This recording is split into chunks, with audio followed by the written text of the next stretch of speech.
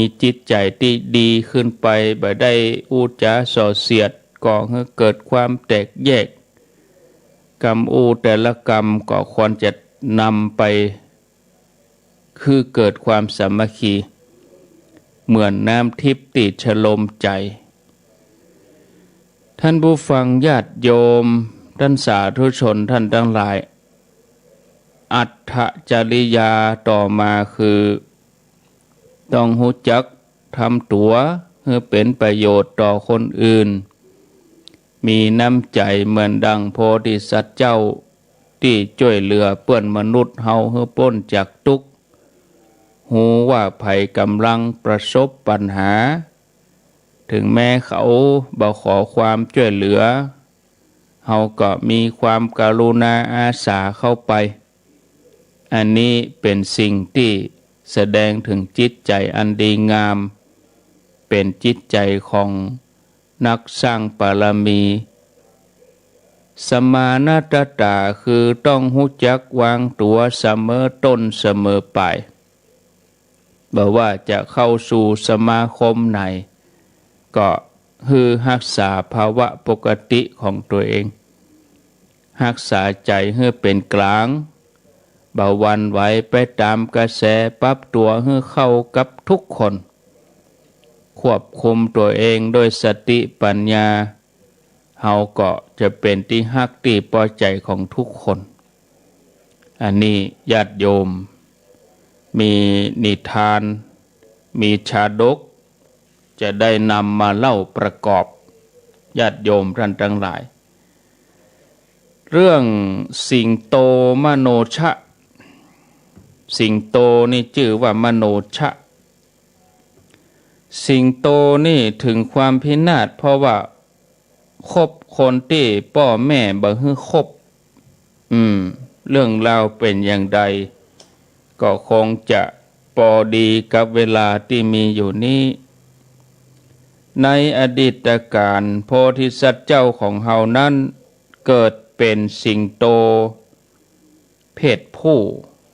สิงโตตัวผู้ก็อาศัยอยู่ในถ้ำแห่งหนึ่งกับสิงโตตัวเมีย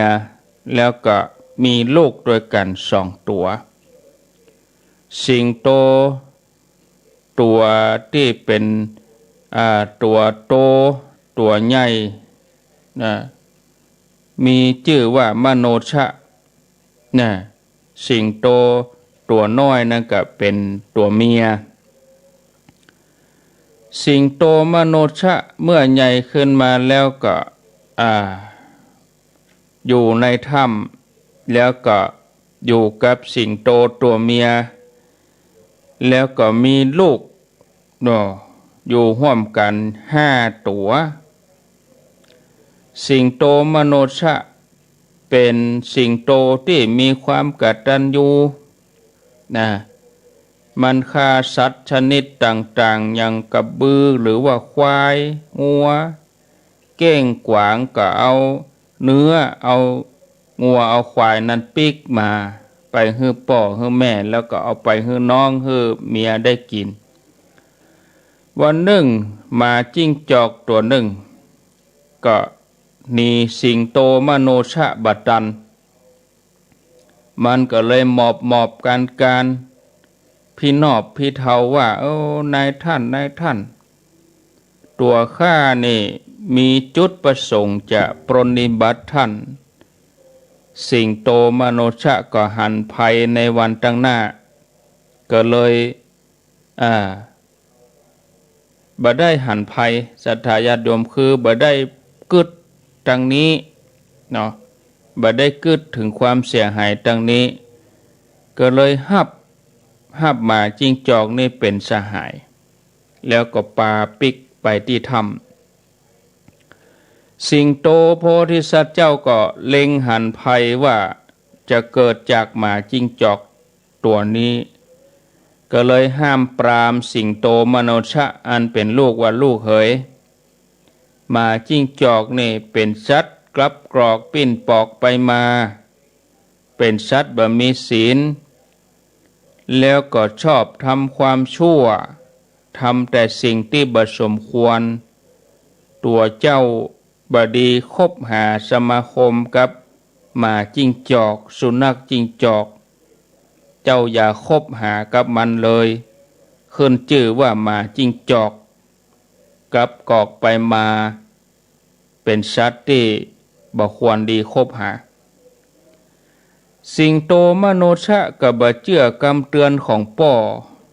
ยังคงเฮือหมาจิ้งจอกติดตามแล้วก็เข้ามาพักในถ้ำต่อมาวันหนึ่งหมาจิ้งจอกนี่ก็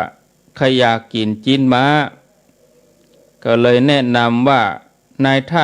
นหมู่เฮานี่กินสัตว์หลายประเภทมาแล้วงัวกาควายกาเก้งกวางกาเฮากินมาหมดแล้วแต่เหลืออย่างหนึ่งที่เฮาบ่ได้กินคือว่าจิ้นม้าเฮาบ่เคยกินเฮาไปดักฆ่าม้ากันเนาะสิงโตมโนชะก็ถามว่าแล้วม้าอยู่ที่ไหนหมาจิ้งจอกก็ตอบว่าก็อยู่หิมแม่น้ำที่เมืองปาราณสีนี่ม้ามีหลายตัวมีนักขนาดสิงโตมโนชะก็ตกลงแล้วก็พากันไปดักซุ่มที่บริเวณฝั่งแม่น้ำก็หันม้าหลายตัวลงไปอาบน้ำในที่ต้านน้ำสิงโตนี่ก็ดักตะคุบเอาไปกินตัวหนึ่งแล้วก็แบกขึ้นหลังเอาไปที่ถ้ำเอาไปให้พ่อให้แม่ให้น้องได้กินตัวเจือเจิญให้สิงโตในครอบครัวมากินจิ้นม้าพ่อสิงโต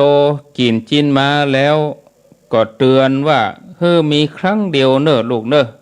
อันนี้เอามาแล้วบ่เป็นอย่างแต่พ่อขอเตือนว่าม้าเนี่ยมีเจ้าของคือมันได้เตื้อเดียวจะไปมีเตื้อที่สองม้าหมู่นี้คงจะเป็นม้าที่ฮับใจต่างราชการเป็นพาหนะที่ทหารเปิ้นเอาไปฮบนะพญาเจ้าเมืองเนี่ยเปิ้นเป็นเจ้าของระวังให้ดี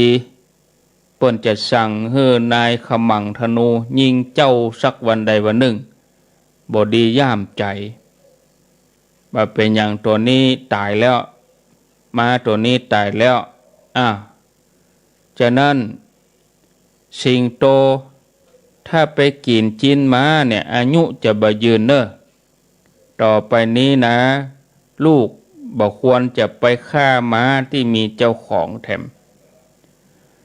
สิงโตมโนชะก็บ่สนใจคำบอกคำกล่าวของพ่อก็ยังแอบไปดักฆ่าม้ามากินแถมเมื่อพญาเจ้าเมืองทรงทราบหูข่าวว่าม้าถูกสิงโต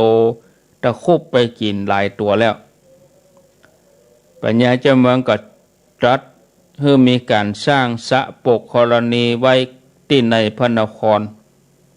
แล้วก็เอาม้ามาเลี้ยงไว้ที่ในพระนครถึงอย่างอันสิงโตมนุษย์ผู้มากโดยกำลังก็ข้ามคูน้ำไปเข้าไปในพระนครก็ยังลักลอบเอาม้าไปกินได้แถมอยู่กรรมนี้พญาเจ้าเมืองก็สร้างโฮงม้าแปลงกำแพงสูงรอบโฮงม้าเลยแล้วก็เอาน้ำเอาหญ้าให้ม้าเอามาอยู่ในกำแพงที่สูงนี่แต่สิงโตนี่ก็ยังลักลอบปีนเข้าข้ามกำแพงไปเอาม้ามากินจนได้เพราะว่าติดรสชาติแล้วพญาเจ้าเมืองก็ตัดสินพระทัยบ่ต้องแปลงเครื่องป้องกันอะไรอย่างละบ่ต้องแปลงหัวบ่ต้องแปลงหงบ่ต้องแปลงอะไรอย่างละวิธีสุดท้ายคือสั่งให้นายขมังธนูดักยิงสิงโตนี่ให้ตายเลยโดยการมอบอยู่ที่ป้อมปราการที่กำแพงหั่นบ่มีเครื่องกั้นอย่างละวันต่อมาสิงโตมโนชะก็ย่ามใจตัวเองคือว่าตัวเองเก่งกล้าสามารถที่จะฝ่าเครื่องป้องกันเข้าไปที่จะจับเอาม้ามากินได้แล้วก็จะเอาไปกินในถ้ำทีนี้วันนั้นก็ออกจากถ้ำมา ไปที่ในพระนครพร้อมกับหมาจิ้งจอกแล้วก็ฮื้อหมาจิ้งจอกนี่อยู่รอบริเวณปากประตูทางนอกดูลาดเลาส่วนตัวเองก็เข้าไปในพระนครยืนบนกำแพงที่หงม้าบ่ฮู้เลยว่าบัดนี้ตกอยู่ในสายตาของนายขมังธนูแล้วนายขมังธนูนี่ก็หันสิงโตแล้วเกิดว่าอ๋อสิงโตตัวนี้ลูนี่ที่มาลักกินม้าของพญาเจ้าเมืองนี่โอ้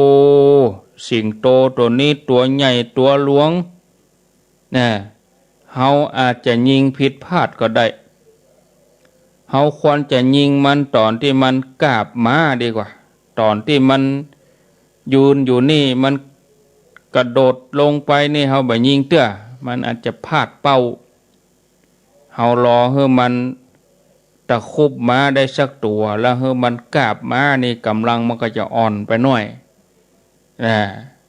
เฮาก็จะยิงมันจะเตียวจ้าแถมหน่อยเมื่อสิงโตมโนชะย่ามใจก็เข้าไปฆ่าม้าตะคุบม้าแล้วก็สะบัดขึ้นหลังเหมือนเคยเอาไปตึงวันแล้วก็กระโจนขึ้นบนกำแพงก็เป็นไปตามที่คาดไว้ญาติโยมสิงโตมโนชะก็ก้อยลงกำแพงจ้าๆพร้อมกับม้าที่เอากาบไว้แบกไว้นักโลนายขมังธนูนี่ก็ได้โอกาสเล็งเข้าไปปล่อยลูกศรออกไปลูกศรที่แหลมศรัทธาญาติโยมนายขมังธนูก็ยิงลูกศรปล่อยออกไปลูกศรนี่ก็ไปถูกใส่สิงโตพอดีศรัทธาญาติโยมถูกใส่ตั้งหลังพดทะลุออกตั้งหน้าศรัทธาญาติโยมโอ้การยิงธนูของนายพรานนายขมังธนูนี่ถูกเป้าเลยเกิดเสียงดังมาจิ้งจอกได้ยินสายธนูพร้อมกับเสียงสิงโตห้องหูทันทีว่าโอ้สิงโตนี่โดนยิงแล้วเกิดว่าสหายของเฮาถูกยิงแล้วเฮาควรจะรีบหนีเมื่อเฮาบัดนี้เฮาก็จะตายถ้าเฮาหนีได้เฮาก็ไปเสาะเปื้อนใหม่สิงโตมโนชะนี่ก็ยังบ่ตายทันทีมันก็เห่งแบกม้าไว้ไปถึงที่หน้าถ้ำมันก็สลัดม้าลงส่วนตัวของมันก็ล้มลงขาดใจตายตึงพ่อตึงแม่ตึงน้องตึงเมียของสิงโตมโนชะก็ออกจากถ้ำมาก็ปบใส่สภาพสิงโตนอนตายอยู่นั้นก็เศร้าโศกเสียใจแล้วก็ตำหนิการบ่เชื่อฟังกำพ่อกำแม่แล้วก็ไปกบเปื้อนที่บดีสมาคมกับเปื้อนที่บดีสิงโตผู้เป็นพ่อก็บอกว่าผู้ที่คบหาสมาคมกับคนบดีก็จะเป็นปกติที่จะต้องประสบกับความทุกข์บ่หาความสุขบ่ได้เลยขอให้เอามโนชะที่นอนตายอยู่นี้เป็นตัวอย่างตายเพราะเชื่อฟังกรรมมาจิ้งจอกส่วนสิงโตผู้เป็นแม่ก็บอกว่าแม่บ่เคยชอบใจเลยบ่เคยบันเทิงใจเลยเมื่อรู้ว่าลูกไปคบกับเปื้อนเลวทรามที่มีเปื้อนบดีจงดูมโนชะที่นอนจมกองเลือดนี่เป็นตัวอย่างสิงโตที่เป็นน้องก็บอกว่าผู้ที่บ่ทำตามกรรมของผู้ที่เกื้อกูลจี้ประโยชน์ให้ก็ย่อมจะพบกับจุดจบอย่างนี้ขณะที่ยังบ่ตาย ก็จะปะกับสิ่งที่บดีบางามส่วนสิงโตที่เป็นภรรยาก็บอกว่าคนที่สูงส่งแต่คบหาคนที่ต่ำทรามก็ย่อมเป็นคนอย่างนี้ได้รับผลอย่างนี้แล้วก็ยังได้รับความตกต่ำกว่านี้จงดูความพินาศของสิงโตมนุษย์ที่ถือว่าตัวเองสูงส่งแต่ไปคบหากับสัตว์ที่ต่ำทรามอย่างหมาจิ้งจอกก็เลยถูกลูกศรปลิดชีพตายองค์พระสัมมาสัมพุทธเจ้าพระองค์ได้ตรัสจบแล้วพระองค์ก็ตรัสสอนภิกษุทั้งหลายว่าภิกษุทั้งหลายผู้คบหาคนเลวมีแต่จะเสื่อมเสียผู้คบหาคนประพฤติดีเหมือนกันนะมีแต่จะเจริญรุ่งเรืองจะบ่มีในส่วนที่เสื่อมเสียเลยส่วนผู้ที่คบหาผู้ที่ประเสริฐที่สุดคือผู้ที่มีคุณงามความดียิ่งกว่าตนก็ยิ่งเพิ่มพูนความดีงามไว้ฉะนั้นจึงควรคบหาผู้ที่สูงโดยคุณธรรมอันนี้มีในชาดกชื่อว่ามโนชชาดกคือสิงโตมโนชะนี่ก็ชื่อชาดกตรงตามเรื่องเล่าที่เล่าให้ฟังมโนชชาดกก็ได้คติสอนใจว่าการคบหานี่นะเป็นปัจจัยสำคัญต่อความสุขหรือความทุกข์ต่อความเสื่อมหรือความเจริญญาติโยมท่านผู้ฟังพอเวลาแล้วบัดนี้ก็5:39 นาทีก็ได้อยู่แหมเรื่องหนึ่งเนาะแหมเรื่องหนึ่งได้อยู่เรื่องที่สองสำหรับเจ้านี้เป็นชาดกเหมือนกันเนอะท่านผู้ฟังชื่อชาดกว่ามิคาโลปะชาดกแห่งมิคาโลปะชื่อแห่งว่ามิคาโลปะชาดกก็มิคาโลปะชาดกพูดถึงความพินาศเพราะบ่เชื่อฟังคำสอนของพ่อของแม่เรื่องราวเป็นอย่างไรก็ลองฟังดังต่อไปนี้ในอดีตการโพธิสัตว์เจ้าเกิดเป็นพญาแห้งชื่อว่าพญาแห้งอปรันมีลูกชื่อว่ามิคาโลปะก็อาศัยอยู่กับหมู่แห้งที่เขาคิดจะกูดนี่เป็นเขาเป็นที่อยู่ของแห้งหรอคิดจะกูดนี่นะคิดชะแห้งคิดชะกูดเนี่ยศรัทธาญาติโยมนะเขาคิดชะกูดนี่มิคาโลปะเป็นแห้งที่มีกำลังนักบินไปได้ไกลบินได้สูงแล้วก็มันก็ชอบบินสูงกว่าแห้งตัวอื่นเนี่ยเมื่อพญาแห้งบอกว่าลูกเนี่ยก็บดีบินสูงเนี่ยอันตรายเนี่ยอันตรายจะเกิดขึ้นนะมีแห้งตัวอื่นๆก็มาบอกคือพญาแห้งเหมือนกันบอกว่าท่านพญาลูกของท่านนี่ก็บินสูงเกินนะจะมีอันตรายนะพญาแห้งโพธิสัตว์เจ้าอปรันก็ห้องลูกมาตักเตือนคือห้องแห้งมิคาโลปะมาตักเตือนว่าลูกประเดี๋ยวนี้ได้ยินว่าลูกเนี่ยบินสูงล้ำไปนะลูกบินสูงล้ำนี่นะมันแปรลมบนนะเนี่ยจะตายเนอะลูกเนอะพ่อบ่ชอบใจในการกระทำของเจ้าลูกเขยเมื่อใดเจ้าบินสูงขึ้นไปสูงเกินกว่าตัวอื่นเปิ้นบินกันนะเนี่ยเจ้าถ้าว่าลงก้มลงพอแผ่นดินถ้าหันแผ่นดินเหมือนแปลงนาสี่เหลี่ยมเนี่ย เป็นแผ่นเดียวกันเป็นผืนเดียวกันนะขจายเห่งลงมาเนอะขจายเห่งลงมานกชนิดต่างๆที่มีปีกเป็นยานพาหนะบินไปในอากาศได้บางพวกเกิดว่าตัวเองมีกำลังนักแล้วก็มีอายุยืนนะพวกเหล่านั้นก็ย่อมถึงความพินาศเพราะว่าถูกแหงลมตังบนปัดตายมีคาโลปะก็ฟังคำสอนของป่อบอกกองป่อปิกไปก็บ่ได้นำมาปฏิบัติก็ยังคงลงตัวเองบินสูงขึ้นไปวันหนึ่งก็ได้นำลูกเมียและก็หมู่แห้งของตน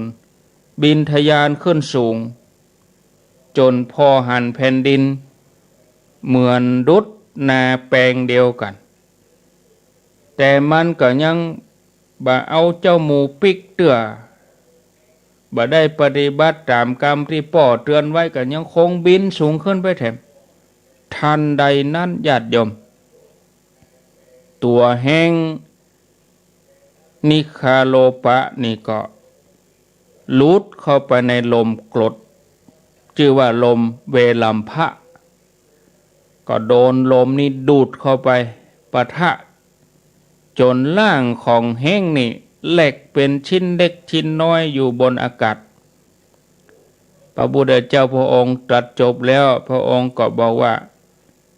เมื่อแห้งมิคาโลปะบ่ได้ปฏิบัติตามโอวาทบรรดาบริวารทั้งหลายก็ถึงความพินาศเหมือนกันผู้ที่บ่ได้ตระหนักคำสอนของท่านผู้เฒ่าทั้งหลายพ่อแม่ทั้งหลายก็เหมือนเดียวกันประพฤติเลยขอบเขตที่ห้ามไว้เตือนก็บ่ฟังฝืนคำสอนคำบอกฉะนั้นนะผู้ที่บ่ได้ปฏิบัติตามคำสอนของท่านผู้ฮู้ก็ย่อมถึงความพินาศได้อธิบายว่าไผก็ตามบ่ว่าจะเป็นคฤหัสถ์บ่ว่าจะเป็นบรรพชิตเมื่อบ่เชื่อคำสอนของนักปราชญ์ผู้ฮู้เป็นผู้ที่อนุเคราะห์หาประโยชน์เกื้อกูลฮือเมื่อบ่ได้ปฏิบัติตามผู้นั้นก็ถึงความพินาศย่อยยับเหมือนดังแห้งที่บินสูงเลยขอบเขตไปเนี่ยศรัทธาญาติโยมไม้สูงกว่าไม้ก็แปรลมบนเนาะคนสูงกว่าคนก็จังแปรลมกันบางทีอยู่สูงเกินก็แปรกรรมสรรเสริญนั่นนะโหมันก็จะมีก็กรรมสรรเสริญเยอะๆตอนนั้นกรรมที่จะมาบอกมาเตือนนี่มันมีเพราะว่ากรรมสุยกรรมสรรเสริญนี่เขาก็ยกย่องเฮาเพราะว่าเขาอยากได้ประโยชน์จากเฮาเขาก็ย่อมสรรเสริญเฮาบางครั้งบางทีก็ทำมือเฮาเหลิงนี่บินสูงขึ้นไปตกเจ็บนี่ศรัทธาญาติโยมไปโดนลมบนปัดลมบนนี่เป็นลมกรดก็คือลมเวรัมภะเวลามันดูดเข้าไปแล้วมันตีตั้งบนนี่เท่าเมียศรัทธาญาติโยมแหลกเป็นชิ้นเล็กชิ้นน้อยอันนี้ก็ได้คติสอนใจว่าไผที่บ่ได้ปฏิบัติตามกรรมของนักปราชญ์บัณฑิตครูบาอาจารย์พ่อแม่ก็ย่อมถึงความพินาศเสียหายเนาะท่านผู้ฟังวันพุธวันเสาร์จะเอาเรื่องลูกนกแขกเต้าตกทะเลตายเพราะบ่เชื่อฟังกรรมคนเฒ่าอันพวกนะพวกจะมาเล่าให้ฟังเด้ออันพวกเป็นวันเสาร์แต่6 โมงก่อนเนาะ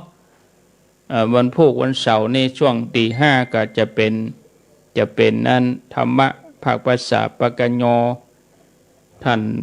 อาจารย์วัดจันทร์ปุ่นนะอำเภอกัลยาณิวัฒนาปุ่นเนาะเอาละญาติโยมพอเวลาแล้วก็พอสมควรประชาสัมพันธ์งานข่าวสารวันที่7ในนี้กฐินวัดพุทธศรีคีรีวันที่13นี่ก็วัดปากตางเจริญ14ม่อนห้วยแก้ว 19วัดป่าอัมพวันแล้วก็เหมือนจะมีที่วัดน้ำเพิ่มพระโดยเนาะเปิ้นส่งมาคือนี่ที่วัดน้ำเพิ่มพระวันที่19เหมือนกัน19พฤศจิกาแล้วก็มีเปิ้นส่งมาคือนี่อย่างบ้านโป่งกะแม่โป่งด้วยสเก็ตวันที่14แม่โป่งด้วยสเก็ตวันที่14เนาะย่ำโทษเนี่ยนะกำลังกล่าวงานบุญอยู่อู้มาเลยเจริญปอน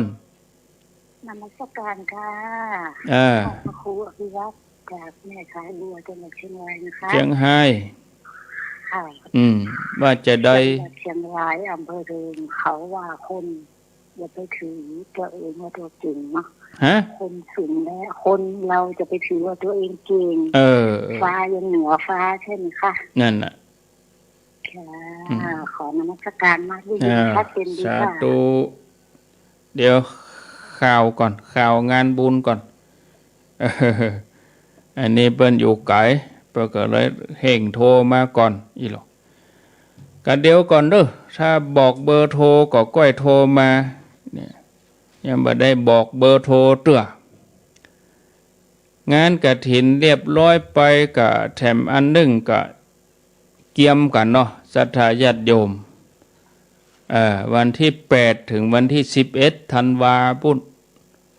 อันนี้เปิ้นจะเข้ากรรมกันไม่ใช่เข้ากรรมรูปแบบเดิมนะเข้ากรรมรูปแบบใหม่เข้ากรรมรูปแบบเดิมของเขาก็คือว่าเขาก็ไปฟังธรรมกันเมื่อคืนอันนี้อู้ถึงเข้ากรรมรูปแบบเก่าๆรูปแบบเดิมเมื่อเจ้ามาก็ไปใส่บาตรเมื่อคืนมาก็ฟังธรรมนะอันนี้คือเมื่อก่อนเขาก็เข้ากันอย่างนี้แต่ว่าวันที่8ถึง11นี่จะเข้ากรรมที่โดยนางแก้วอันนี้บ่ได้มีใบหนีมนต์เอาเฉพาะตนที่สมัครใจขี้ตนก็บ่ฮวะนะปฏิบัติธรรมกันเนาะแล้วก็ช่วยตัวเองบ่ต้องมีศรัทธาไปดูแลอย่างแล้วบ่ต้องไปแปลงตูบแปลงหยังเฮ้อเกียมครัวหยังไปคนเดียวอันนี้แล้วก็ค่ำมาก็สวดมนต์อย่างเดียวบ่มีการฟังเทศน์ก็เตือนนี่เฮาฟังเทศน์หรอเอาไปรวมกันหัววัดหัวหยังบ่มีอันนี้ปฏิบัติอย่างเดียวนะ8ถึง11ธันวาคมก่อนแต่เฮาไปฟังธรรมกันเมื่อวันอันนี้เป็นเมื่อวันเอาพระสงฆ์ก่อนที่เปิ้นเทศน์ออกรายการเนี้ยนิมนต์ภาคเจ้าก็ประมาณ10 โมงถึง11 โมงภาคบ่ายก็ประมาณบ่าย2ถึงบ่าย3เอกะวันไหนก็2 พุกเปิ้นมาเทศน์ธรรมส่วนศรัทธาเฮาก็ทยอยไปเพราะว่าวันที่12ธันวานี่เปิ้นจะบรรจุพระบรมสารีริกธาตุไว้ที่ม่อนพระศรีสองเมืองญาติโยมเฮาก็ทยอยไปตั้งแต่วันที่8เลยวันที่8ก็ทยอยไปไผจะไปเมื่อเจ้าไผจะไปเมื่อตอนส่วนวันที่12นี่ก็จำกัดคนก็บ่เกิน100คนวันจริงๆวันที่12นั่นนะ12ธันวาฮะนะแต่หมู่เฮากว่าหัวคนหลายวันงานแท้กว่าคนใดเฮาก็ทยอยไปตั้งแต่วันที่8ที่9ที่10ที่11นี่ทยอยไปถ้าไผไปสุบตัดตอนบ่ายเฮาจะไปฟังภาคมังงายเฮาก็ห่อเข้าไปตุยฟังธรรมเสร็จแล้วก็ถวายเพลพระสงฆ์เนาะพระสงฆ์อยู่หั่นก็จำนวนก็คงบ่เกิน10 ตนน่ะญาติโยมนะมาพอนี่นะบ่ได้มีใบนิมนต์บ่ได้หยังคือเอาสมัครใจไปเข้ากรรมแท้ๆไปปฏิบัติแท้ๆเนาะอันนี้8ถึง11แล้วก็วันที่12ธันวานี่เพิ่นจะบรรจุพระบรมสารีริกธาตุ12นี่เวลาตอนบ่ายก็คนก็บ่เกิน100 คนในวันที่12ธันวาเนอะแล้วก็ เขาค่อยไปห่วมส่วนห่วมเปิ้นเขาก็ทยอยไปตั้งแต่วันที่8ถึงวันที่11เอาอย่างไปใส่ก็มีพระหลอดอยู่5,000 องค์พระคงแถม5,000 องค์ส่วนญาติโยมจะเอาลูกบ้านไปก็ได้เป็นเหรียญเป็นพระอย่างต่างๆนะ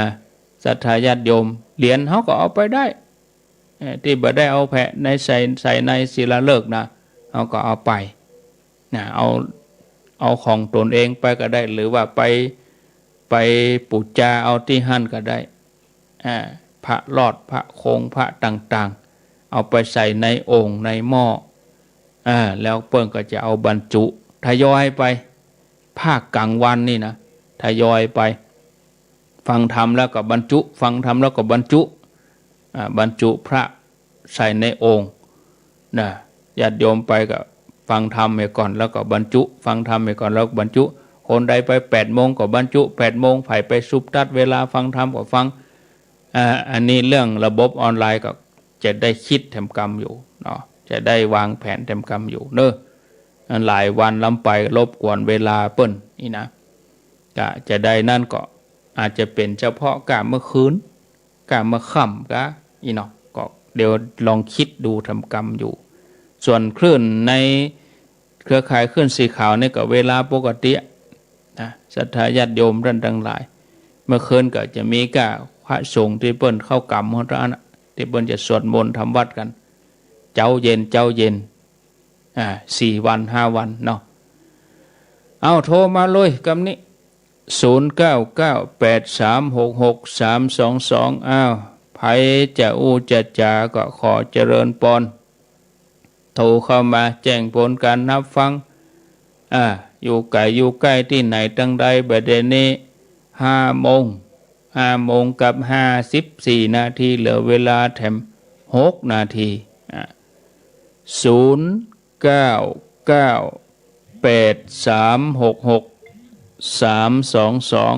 อ้าวรับสายเจริญปนไว้แต่เจ้าว่าจะได้วันที่เข้าไปวันก่อนก็ได้เนาะ8 ถึง 11เจ้าไปก่อน12ก็ทยอยไปบ่ได้รวมกลุ่มกันหลายที่ก็หมายถึงว่างานวันนั้นบ่ได้รวมกลุ่มกันคือไผไปเวลาใดก็ไปใส่เวลานั้นบ่ได้ไปนั่งกันหลายหรอกอันนี้โมทนาเจ้าไว้สาเจ้า0998366322เจริญปนไปสาเจ้าท่านพระครูจากที่ไหนจากบ้านบวกบ้านบวกเมืองลีฟังชัดดีเนาะอนุโมทนาคนน้อยเนอะคนน้อยอุ้ยเหลือเวลาน้อยคนน้อยเจริญปนไปสาเจ้าท่านพระครูว่าไปเลยซักคนถ้าครบคนดีมันเป็นรู้คนนั้นครบแห้งเป็นแห้งครบกาเป็นกาอย่างนั้นที่แห้งดินสูงนั่นก็อย่างกับคนเขาขับรถโวยนั่นก็ไม่ตายอย่างนั้นนะขึ้นโวยล้ำมันขึ้นสูงล้ำขึ้นสูงล้ำขึ้นสูงก็ตก7สาธุสายต่อไปคนน้อยเวลาเหลือน้อยเดี๋ยวไปตุลงโดยพุ่นจากที่ไหนสันขีเล็กเป็นกับเปาครับสันขีเล็กอนุโมทนาเจริญปนติดแล้วเจ้ากับภาษาเจ้าท่านพระครูแม่คำนวณแจ่ซ่อนอนุโมทนาจะไปนี่ตุนแม่เจ้าก็ถึงปุ่นก่อน8 โมงคะวันค่ำแม่8 โมงถึง5 โมงแรงไม่ใช่ไปถึงก่อน8 โมงไปฟังธรรมด้วยทำเปิดกี่โมงเจ้าผูกแรก10 โมงถึง11 โมงผูกที่2 บ่าย 2 ถึงบ่าย 3ก็ เดี๋ยวมันจะจวนเขาก่อนจวนแล้วว่าที่ไหนจะไปมันเนี่ยไปเร็วๆเนี่ยมันนั่นนี่มันก็ไปวางแผนเอาเองเนอะฟังวิทยุไปตึงวันต้องไปคิดอ่านกันเอาเนอะโมทนาก็ฟังรายละเอียดไปวันนี้วันแรกบ่อยู่บ่ได้วันนี้คือรายละเอียดวันแรกกับวันต่อไปก็คือรายละเอียดเพิ่มเติมแล้วก็ต้องไปคิดไปอ่านกันทำนี่เจ็ด2ผูกแรก10 โมงถึง11 โมงผูกที่2บ่าย2กับบ่าย3จะไปฟังธรรมก็ต้องไปก่อน10 โมงแล้วก็เจริญพรอาจารย์จากดังใดมันปงหนองเวียงหัวเป้าเจ้าฟังชัดดีเนาะชัดเจนดีเจ้าอนุโมทนาอ้าว0998366322อ้าวมีก็เข้ามาจะสนทนาอู้จากันก็ขอเจริญพรเหลือเวลาอีก2 นาทีทางเวลาคือสถานีเปิ้นสักนาทีเนาะเพื่อเปิ้นจะเข้าตัดเข้ารายการต่อไปเฉพาะที่104กับเมืองฝางพุ่นเนาะเปิ้นฮับถึง6 โมงที่อื่นก็ต่อเวลาไปเลยวันนี้พ่อโดมก็เปิดเจ้านี่วันนี้ 89.5 เจริญพรเจริญพรบ่อู้กดวางไปเสียดายเวลาติดแล้วบ่อู้0998366322มีแถมก่อบะหมี่ก็จะลาแล้วนู่บะหมี่ก็จะลารายการละขอบคุณทุกคลื่นทุกสถานีที่เปิ่นได้รับสัญญาณเอารายการนี้ไปสู่ผู้ฟังทางบ้านแล้วก็ขอบคุณทุกท่านที่ติดตามรับฟังกันตั้งแต่เจ้าจนถึงฮอดเวลานี้วันนี้ได้ฟังสิ่งละอันพละน้อยธรรมะพ่องเป็นชาดกพ่องอันที่ถูกใจก็นำไปเผยแผ่สอนจิตสอนใจเตือนสติตัวเองอันใดที่เป็นความบ่ถูกใจบ่เข้าใจผู้บรรยายนี่ก็ต้องขออภัยเนอะนำรายการจากลาท่านผู้ฟังไปก่อนปะกันแถมใหม่โอกาสหน้าให้อยู่ดีมีสุขเดินทางไปที่ไหนก็ขอให้แคล้วคลาดปลอดภัยอยู่ที่ไหนให้มีสติตั้งมั่นอายุวันโนสุขังพลัง